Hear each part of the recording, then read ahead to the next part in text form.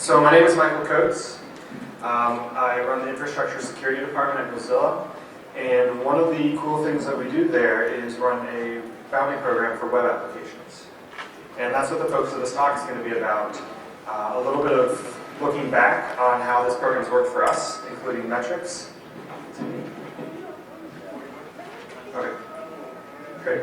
And then we're going to talk about what lessons did we learn from this. Is it one of the podium mics?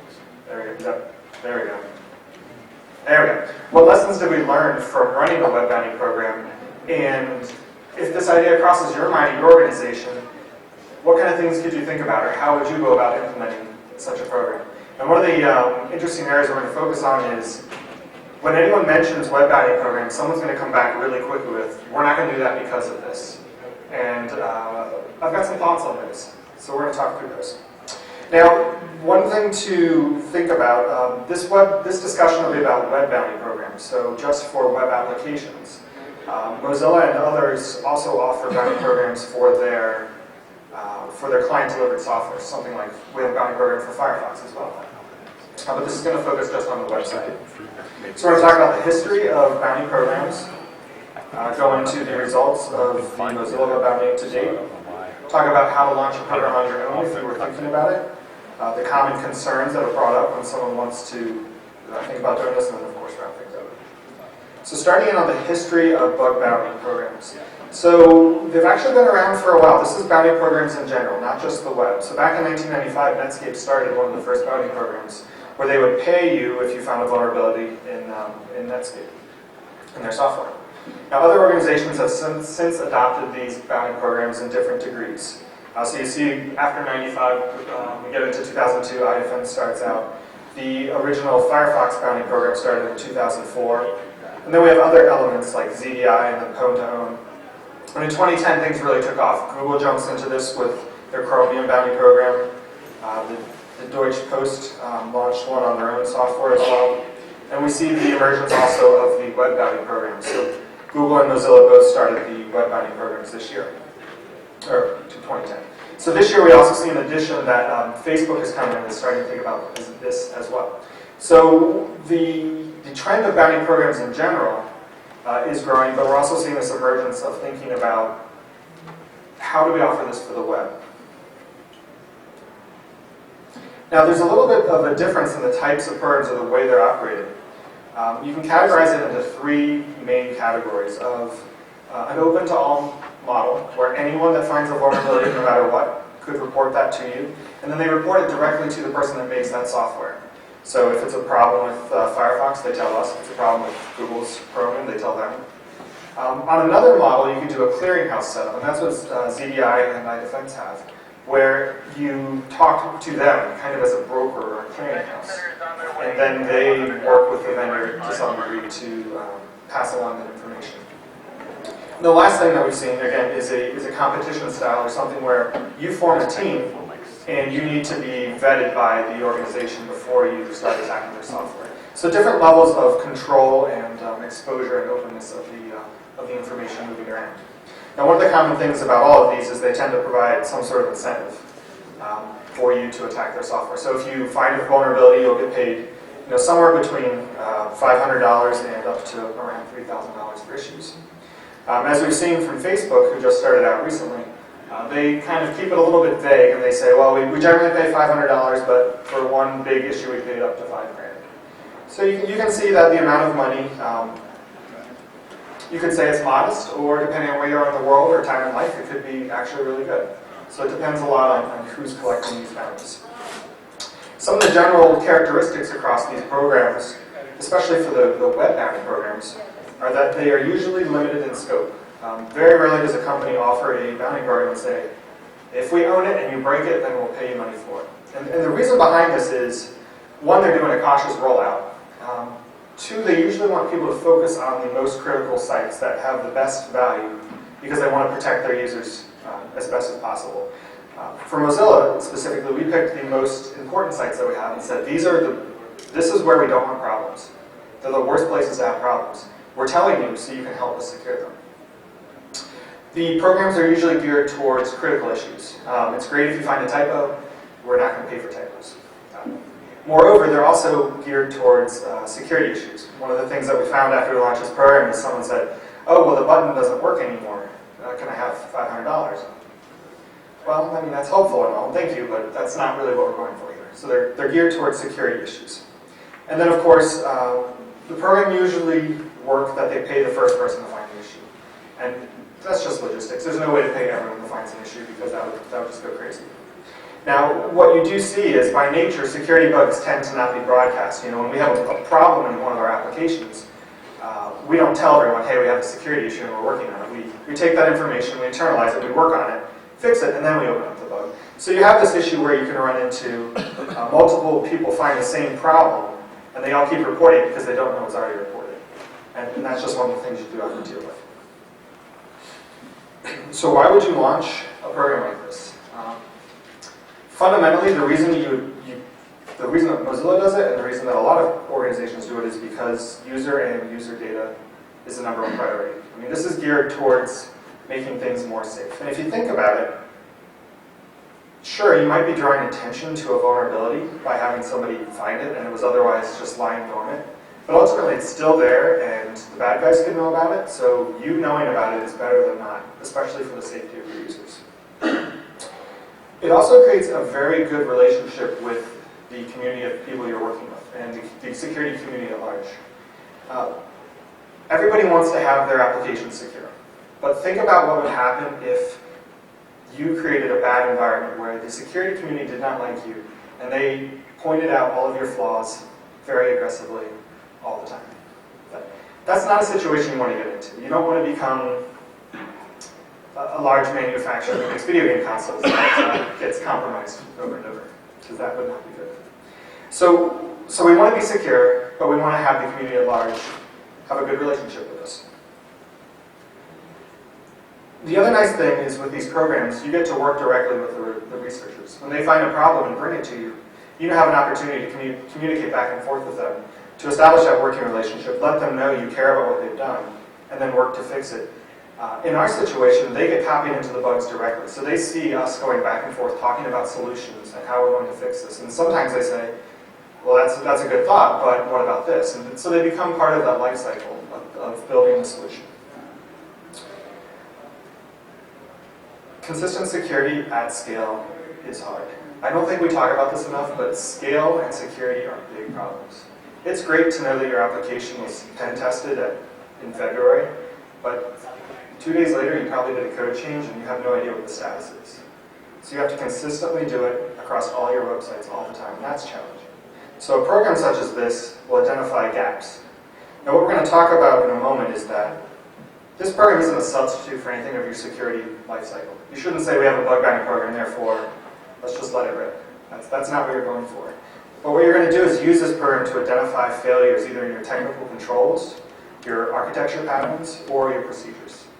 And by having it be a constant testing approach, it'll always work. So you don't have to wait until your annual pen test to come up to find a gaping hole that's been there for 11 months. And one thing that we'll also cover towards the end on the common concerns is that a bounty program is not intended to lure people away that are already working with the black market. We're not trying to outspend them or out-incentivize the black market. What we'll talk about is we're using a different model to create a better working relationship, and we'll see why that can work. So let's jump into the actual results of the web bounty program for Mozilla. So we started, of course, with the goal, protect our users, and we wanted to identify critical issues, which, for example, include things such as cross-site scripting, CSRF vulnerabilities, the ability to inject code, flaws in authentication. It's not strictly limited to those things, but those are examples of big problems that we wanted to have addressed. We started with a list of the sites that were the most important to us and the ones that we wanted to be in scope for this program. Now, this program launched in December of 2010, so the metrics that we're going to see are for about 10 months. So after we launched the program and publicized it a bit, we saw the first big batch of submissions. So that first month, mostly in the first 2 weeks, we had a majority of the 87 bugs for that month coming. And as you see, that was the largest submission month of any of them. So what you can, So what you can expect if you're launching a program of your own is that when you announce it, you're going to get a flood. You're going to get a huge amount of work all at once. And in our situation, in retrospect, we kind of launched it in the middle of a work week where everybody was all together. And you would think that'd be a great time to have something like this, but they were all together to do something else. And so we sort of inadvertently changed their focus because web dev had to respond very quickly against all these new issues. Ultimately, it's all in the goal of making things secure, so people were good about that. But it is a bit of a shock. So as you can see, you'll see an initial spike in your bug submissions, and then it sort of levels out. So you have kind of a constant workload after that.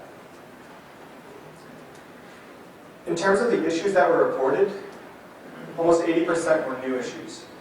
So that's pretty powerful to speak to the fact that you're getting valuable data. And the 21% that are duplicates, many of those are duplicates of the new issues that were reported, just reported later by someone else. So we don't have a situation where we launch a program and all we get is noise. The signal-to-noise ratio here is really good. We get a lot of valuable things to work with. If you break that down by types of issues identified, you'll see the vast majority of issues reported are cross-site scripting. And that's fine. That's what we want. We want to know about these things. We declared those as important and critical issues in our sites, and we want to know when we have those. The next category is other, which is actually made up of a kind of a grab bag with several other categories that are defined, but all brought together under that. 10% is cross-site request forgery. 7% fall into a category called input, and we've defined that as failure to validate input correctly, but not directly leaving the cross-site scripting. So just a bit of, not really a critical issue, but somewhere we could do better.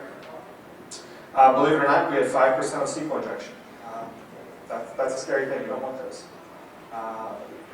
When we did kind of root cause on those, a lot of those turned out to be due to using older platforms. We are a pretty big Django shop now, where if you use the database models correctly, it's pretty hard to do SQL injection unless you start writing raw queries.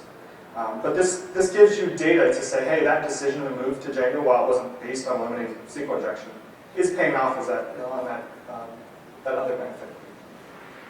And then a few other categories there of authentication issues, and a few issues around TLS, or we had a setup where it's an HTTPS site, and maybe there was a mixed mode in there, we didn't want that. Or maybe there was a login page that for some reason was HTTP landing page posting to HTTPS.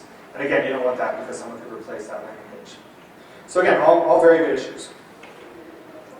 So if you look at the reporters themselves, you see that about half of them come in and submit one bug. So they found something, they submitted it, and they either decide that was great and they don't want to do it again, or maybe they don't find another issue, but they stay with just that one bug. About a third of our contributors are submitting 2 to 5 bugs, so they're consistently looking for issues and reporting those. And then there's a small majority, or a small number, that have submitted over 6 bugs. And what you see when you look at the top bug submitters, the top 11% of bug finders have contributed over half of the bugs. So what you'll find is there's a handful of very talented people that like these programs. The incentives are good. They like the way they're set up, and they're really good at what they do. And the great thing is that we have this mutually beneficial relationship where everybody wins, and we're in a good situation.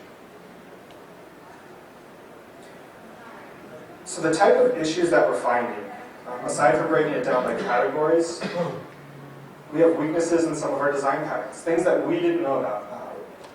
We work really hard to get great people, and I will vouch for everybody in the security team. They're awesome. But you don't know what you don't know. And we found out that the way we handled image uploads, there was a very strange edge case where you could get a few different failures in a row and have an image turn into OS injection. And obviously that's not good. Now we found out about it on one of our stage servers. It wasn't a terribly important machine. But it identified a failure in that design pattern. And we took that lesson learned, fixed it there, and then applied it across the board. So everywhere we did image uploads, we now have this new robust image handling. And that is a huge win for a bug that was submitted. If you think about a $3,000 bug, the value we got out of that was great. Now other things that we find from this are gaps in our procedures. Old servers get left up there longer than they should and say, hey, we don't even know what this is. I mean, the vulnerability is bad, but it shouldn't even be online. And so you go back and look, well, how are we end-of-lifing our machines? How are we keeping track of it? And then we have a large number of just the smaller problems. So there's a cross-site scripting because we didn't call our escaping routine here or something like that. But the first two items are really pretty powerful results for a small amount of money for a bounty. So one of the big questions people ask is, how expensive is this? So in 10 months, we have paid out over $100,000 to the community to help us. Now that is just for the web bounty program. It does not include bounties on Firefox. If you include bounties on Firefox itself, we're over $200,000 for the year. That number, depending on what industry you're in, you might say, wow, that is a ton of money, or you might say that is nothing. If you compare it to what that money would buy for you in terms of third-party consulting, it'd buy you a few pen tests, but it wouldn't buy you pen tests across all the sites that we had in scope with the number of high-value returns, high-value bugs that we got. So when I look at this, I see that as an incredible value for the investment. So we had 175 bugs submitted through the program so far. 64 of them qualified for payment, so they were on a site that was in scope and they were of sufficient criticality. And that was across 24 different people that got paid for that. So when we pay the different bugs, we pay them on a scale from 500 to 3,000. And that's based on the judgment of a team that evaluates the issues based on how much damage could this have caused to our users. And anywhere from 500 to 3,000. So what you see here is that there are bugs that tend to qualify. Like, yeah, that's definitely an issue. It's in scope. Here's 500. We paid 20 of those. And then we have the other ones, like, this is really bad, and we need to take action right now. And that's the full $3,000 payment. And so we've had 25. So they tend to fall on either end of the spectrum generally, and there's a few that fall in the middle. In this graph, we show that each vertical bar is an individual contributor. The number represents the number of bugs they submitted, and then the height of the bar is how much they got paid so far. So what you see that is, it's not necessarily the number of bugs you submit. The top the community members received actually 20 grand this year for submitting 9 bugs. And then someone else has received around 15,000 for 11 bugs. So you see that there's a fair amount of money to be made for those individuals that find this to be a good setup and continue working to submit the bugs. So the benefits that we've seen from this program so far, one great benefit is that it does engage the community. I mean, for us, our community is huge. We're open source, we work with the community. Mozilla is awesome because of the people that are involved. And that's what we want to do. So engaging the community is a fantastic thing for us. The value of the bugs that we've received from this have been very high. I mean, sure, you get a fair number of bugs that they don't really even make sense, or they're not an issue. And you work through those, that's some, but it's a necessary amount of work, and it's a good trade-off. One thing that's interesting is our bounty is not intended to cover up an issue. If you accept our bounty, that doesn't mean you can't talk about what you found. In fact, we don't make that a requirement at all. The fact that you came to us and gave us advance notice of the issue is what we want. We want to fix it to protect our users. After you've told us, you can do whatever you want. You can start blogging about it. We encourage you not to because it does put our users at risk until we fix it, but we're not entering into a contractual agreement where we purchase your silence on this issue. And I think that's an important factor for the way we operate our program. There are other bounty programs that operate a little differently, and that's for each contributor to decide how they want to operate with companies. We've talked about this before, but scope and scale is just hard. And having this program really helps in those things. And also, referring back to the image uploads example, you get some really crazy attacks through this that you would not have thought of. And perhaps if you engaged outside vendors, they might not have thought of it either. So you get all that newest and greatest attack techniques for your specific application. So these are specific things, not theoretical. You're vulnerable. They demonstrated it. And now you're learning about it. That's great. So the lessons learned. If you were to launch a program like this, you're going to get a flood of stuff at the beginning. And depending on how your incident response is, you might have some fire drills, you might have some late nights. There's not a lot of ways around that. I mean, nobody would operate in an environment where they just skip security and then launch a bounty program. Well, don't do that if you're thinking that. I mean, the best way is you do as much as you can to identify all your issues, and then you just get ready to buy some pizza and make amends, and into it you go. But prepare everybody. Let web dev know what you're doing. Let QA know what you're doing. Legal, especially PR. Get everybody's buy-in on this and say, here we go. It's going to be a little rough at the beginning, but this is the end goal. This is why we're doing this. And there you go. The response time is pretty important. So you're working with an individual that was really happy. They sat there and worked late at night. They found this bug, and they sent it off to you in an email. And all they want is to be acknowledged when they at least sent the email that you got it, and it didn't fall into a black hole. The worst thing you can do is just sit on an issue and not say anything to them. And then they're all excited because they found something super cool. They actually don't want to blog about it. They want to give you the time to respond. But then there's silence. And then what do? They either blog about it because that's what they want to do, or they get angry and they try and sell it somewhere else, or they try and cause damage. Now, our community's not doing that, but this is open to anyone. So one of the best things you can do is just respond to their email saying, thank you. This is really helpful, and we're going to include you on the communication while we work to resolve this. In our case, that's copying them into the bug, but in your case, that might be giving them updates theoretically on how it's going. And whatever your setup is. The last point is pretty interesting. So if you have researchers and you have directions, those two don't necessarily work together. So I told you that we defined the scope of 9 or 10 websites, whatever that number is. We said these are the ones we're going to pay on. The other ones we're not going to pay on because they're not as important, they're not critical, they don't possess a large risk to our users. So we're not going to pay on them. Our bugs are spread across every website we have. If there's a problem in any single website that's remotely related to Mozilla, we get a bug on it.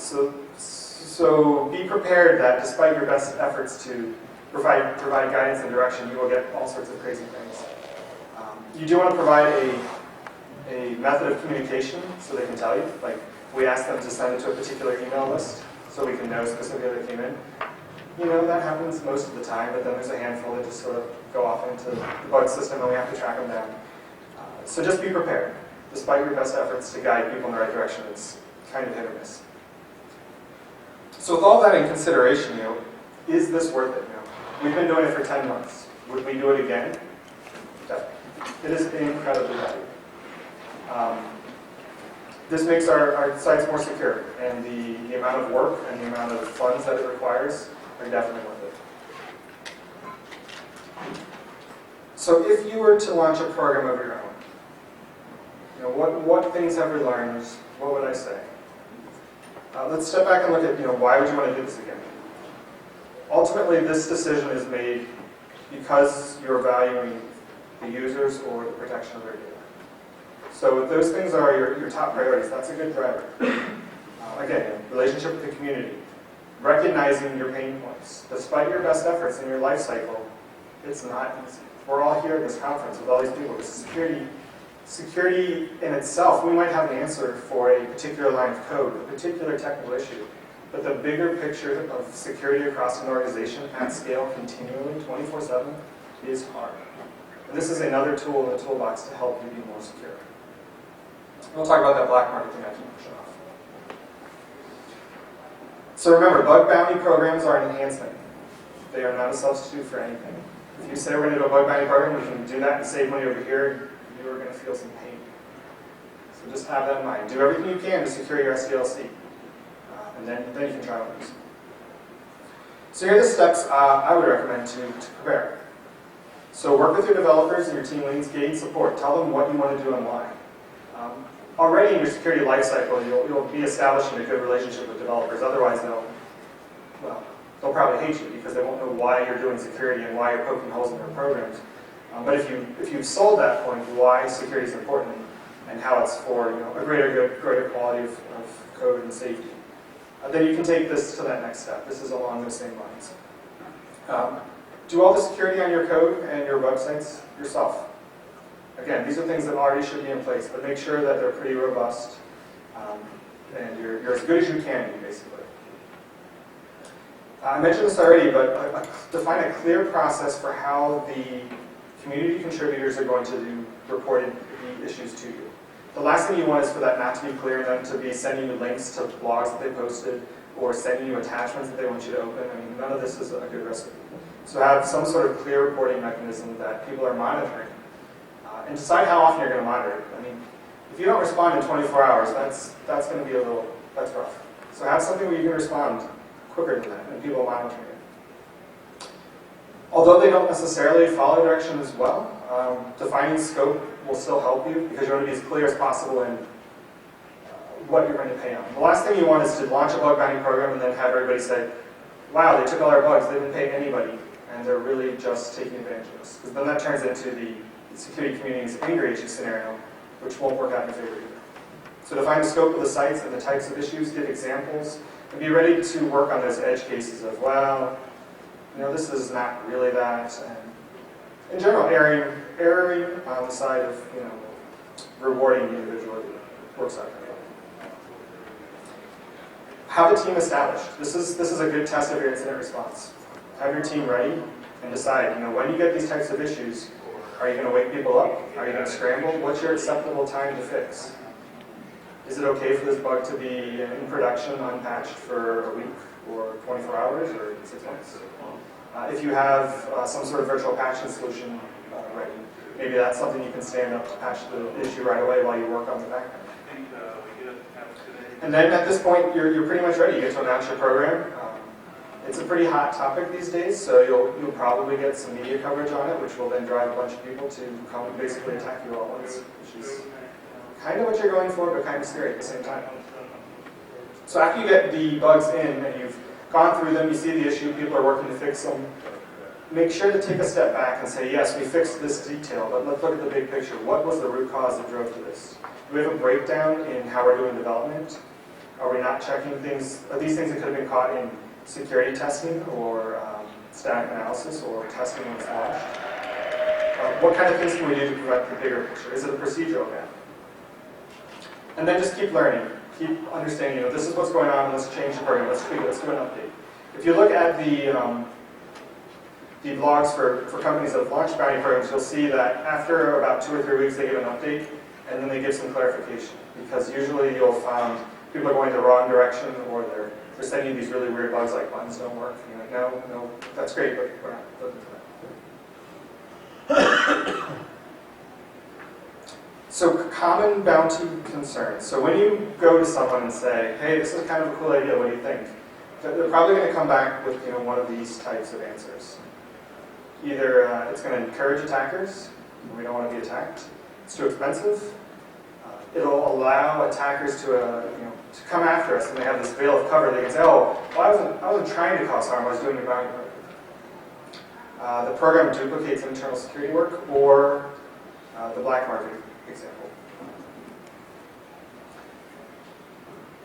So if you're saying it encourages attackers, think about this. The bad guys don't need encouragement. They have a revenue-generating opportunity to attack. That's why they're coming after you.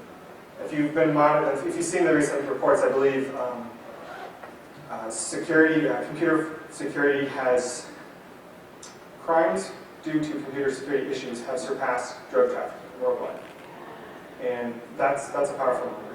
There's definitely an organized group behind security flaws, attacking websites, attacking applications for revenue. So if the bad guys are already attacking you, the bounty program is only going to encourage good guys that were afraid to attack because they didn't want to be arrested. So I don't see too much in this argument. The only thing that the bounty program is going to do is define a clear way that people that want to help out and do something, either build their skills or make money, it defines a way they can do that without fear of being arrested. And I think that's pretty powerful. In terms of the expense, the value's there, so you're going to get a good bang for the buck no matter what. And if you wanted to take the value that we've gotten from our program, if I was to guess what that would have cost to get that same value from third-party consulting at that scope, it would be a 5 or 7 times increase in factor. It would cost way more money to try and do something like that with third parties. Like I mentioned before, it's continual testing, so if you do a code push and then there's a vulnerability, these researchers, they definitely keep watching. They developed ways to test. They use their scripts, they look for code pushes, they look for new changes, and they'll come and they'll let you know if something's been vulnerable because they're happy to get that bounty. And like we said many times before, use these to identify bigger issues, root cause analysis. One thing that we often come back to in security in general is how much revenue is this application bringing your business? How important is it to you? And if it's that important, what is 1% of that number, or 2%? Is that enough for the security to pay for security, to make sure it's always available and the integrity is there and you don't have an issue that loses users' trust? So that's another way of thinking about the matter. In terms of using this as a veil of cover for attackers, the program itself is not really there to try and identify bad guys. This isn't set up so we can try and catch people in like a honeypot and then send out our guy with the bat to take them out. We want to identify flaws, and the flaws are there either way, so it's just whether or not you know about them. Now, if you're concerned, if you cannot have a scenario where people can attack you, say you're let's say you're a bank, and this is a big problem. One way that I've thought about this is, what if you launch a production website with all of your security controls? You have your blocking mechanisms in place. So you have tools out there that identify attacks, automatically block users, maybe block IPs, what have you. But then you set up an area that is for the bounty program. This is like a stage environment. There's no public data in there. So let's say the attackers get in, they do a SQL injection, they get all your data. It's not valuable data, it's all dummy data. The difference is that is where you'll be doing the testing for the bounty program. If they attack that, you turn off the blocking controls, they get to keep testing, look for issues that are there. If they attack production, they get blocked, it doesn't work. These code bases don't even have to be the same. You could roll out your next release of code into the stage so you identify flaws before they're even put into production ever. So this is a good way of thinking about another option for doing your bounty program if the idea of attacking production just doesn't fly in your organization. In our organization, we do it. We pay on production or stage. Production is the reality of what we're at, and stage is usually the next push, so we'd rather know about those issues before they get pushed about. In terms of duplicating internal work, I think I said this before, but you don't know what you don't know. So if you're not aware of that crazy edge case on how to break something, you're not going to find it internally anyways. And this is sort of like a double check. If it got past the internal security testing and everything you have done, you have a flaw in that process. You either had to break down your process itself, or you need to enhance your testing techniques. But nonetheless, it got through, so there's no reason to pretend it doesn't exist. This is a double check and another way of finding out those gaps. And so on the topic of the black market. So the bounty program and the black market, they target different people. If you look at it, there are some people, I mean, we have people out there that are bad actors, or they want to do things that are not good. But a large majority of people are generally good and want to work towards something that's either in the common good or not specifically taking bad actions. Now, the people that we want to work with in the community, they don't necessarily want to hassle with all the problems that will go along with the legal system, ethical considerations of working with the black market. And I think this can be highlighted a little bit when you look at, so what does it mean when you find a vulnerability and you want to sell it to the black market? So first of all, you identify, in both scenarios, the black market or the bug bounty program, each scenario you have to identify a problem, a critical issue. In the black market, you generally need to weaponize it. The most money is paid for something that can be used to cause damage immediately. They drop it into their kits, they sell those off, they have their 24-hour support. It's a whole big organized production. But they want it weaponized. They don't want something that just pops up alert 1 or alert XSS. So on the black market, you weaponize it, which is a lot more work. You then need to find your buyer. Does anybody have a black market buyer on call? I don't. that involves more work. So then you find your buyer and you say, hey, I've got this cool exploit. I'm going to take this website down. You can too. How much do you want to pay me for that? I don't know. What's the going rate? Again, things we're not versed in. Now, let's say you do come to a rate. He's going to offer you $50,000 for that. That's great. How would you like to receive that money? Bank transfer? If you just give me your username and password, I can put it right in your account. Your account number, routing number. Anyone that studied bank fraud is just that information can be a big pain. You could take cash, and then you could decide what you're going to do with 50 grand in cash, or if you're going to file your taxes on this information. So when you look at it this way, working through a bounty program isn't really that bad of a situation. You get to further your own goals. Maybe your goals are to test and learn about application security on something that's real. Maybe your goals are to make $500 to $3,000 because you're a college student. That's a lot of money. Or you're in somewhere other than the U.S. We don't change the amount we pay based on where you are in the world. If you're in a country with a great conversion rate, you get a really good conversion. That's awesome. So this setup lets you pursue this program if it's in line with your goals, and you do it at a minimal investment. You don't have to weaponize, which takes a lot more work.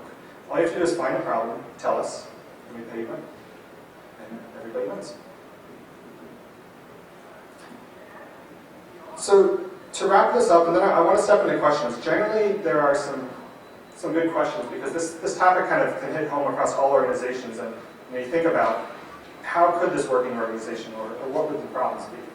But this program really works great for us. We couldn't be happier to have this.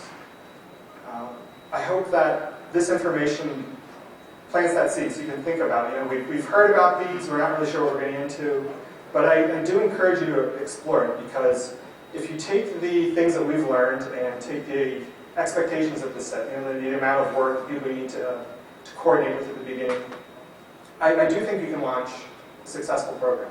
And you have the information at this point, at least, to say, we understand some of the risks involved, and we can see some of the benefits. How does this work for us? And would this be something good for us to pursue?